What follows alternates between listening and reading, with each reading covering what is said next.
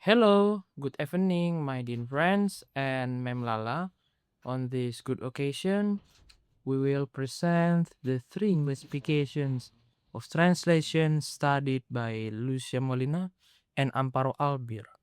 But first, let me introduce myself. My name is Ezekiel Arta, and here we have our explanators.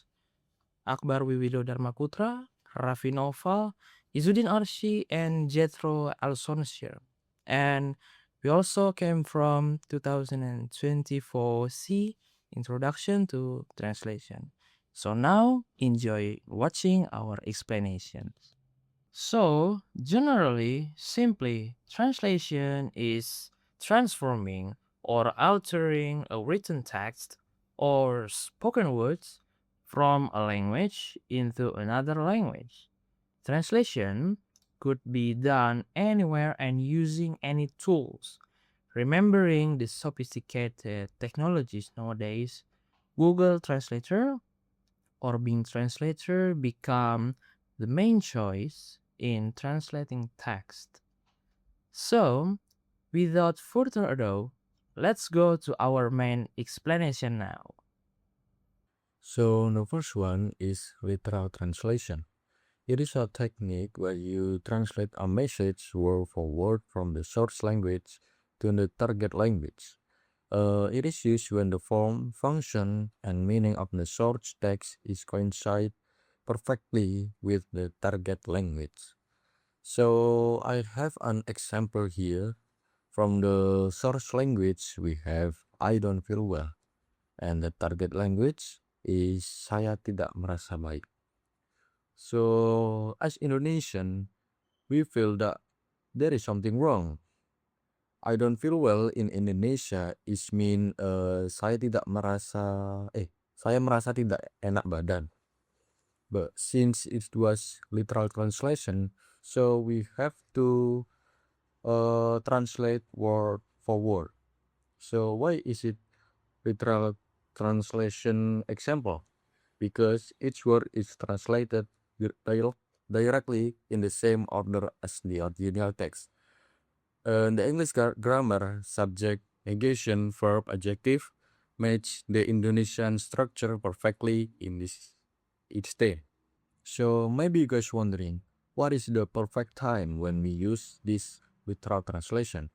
So we can use it when the sentence structure of the original language match the meaning and function in the new language. And it is recommended when the two languages are very similar to each other. And use it when there is an exact structural and lexical match between the language.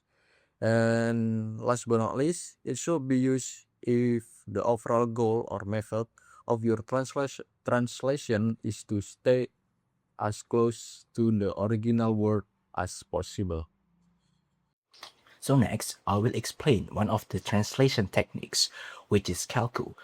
Kalku, also known as loan translation, is a technique where a phrase from the source language is translated by converting each of its elements directly into the target language, while maintaining the original structure and meaning.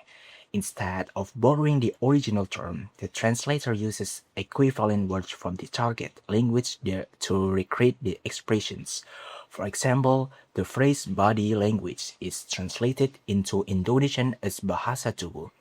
In this example, each word is translated directly, where body becomes tubuh and language become bahasa. The original word order is also preserved, which shows that the structure of the source text is maintained. The translator doesn't borrow the English term, but instead recreates it using Indonesian words. As a result, the meaning of the phrase is clearly maintained. It still refers to nonverbal communication expressed through physical movements or gestures. In addition, the translation sounds natural and familiar to Indonesian speakers. The term bahasa tubuh is widely used in everyday communication, so it's easy for the audience to understand. Therefore, Calcu is an effective and appropriate technique in this case because it it successfully delivers both meaning and readability. As a recommendation, this technique should be used when a direct translation produces a natural and commonly accepted expression in the target language. However, if the result sounds awkward or unnatural, other techniques such as an adaptation or modulations may be more suitable. Next, I'm going to explain you discursive translation technique. So, what is discursive translation technique? It is when a translator creates a completely new expression that is different from the original words, but still delivers the same idea or effect. In simpler terms, you don't translate the words, but you translate the meaning or feeling. As an example, it's raining cats and dogs. Hujan deras banget. Why is it discursive? Because if you translate it literally, hujan kucing dan anjing sounds ridiculous. So instead, you change it into something people would actually understand.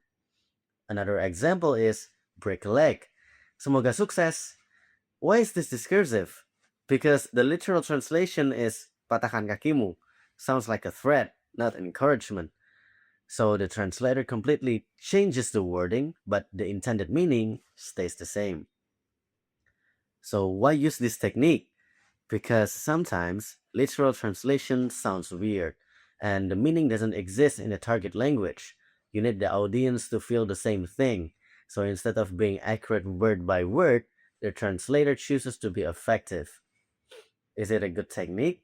Well, it's good when translating idioms, jokes, movie titles.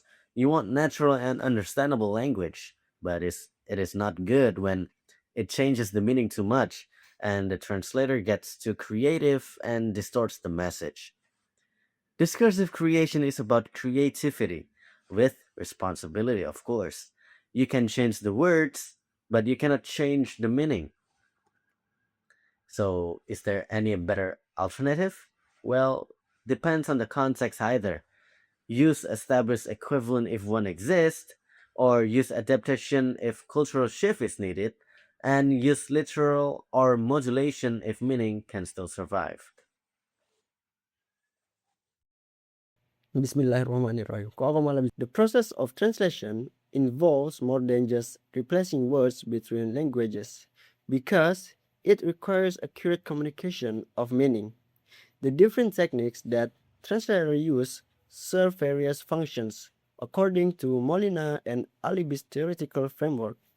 Literal translation enables precise results, which are most effective in languages that share common grammatical structures.